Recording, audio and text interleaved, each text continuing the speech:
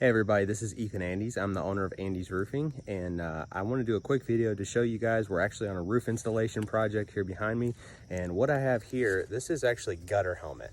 So this is a hood style gutter guard that comes down, goes up underneath the shingles, and it fastens down with a couple screws every about 2 feet.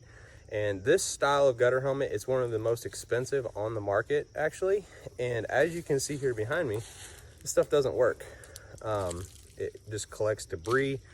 This particular customer has trees all around his house, and in different spots it's actually dented in the gutter guard, and when it dents in that gutter guard, it actually creates a chute for the water just to fly right off. And here below me, I'm actually standing on their metal porch.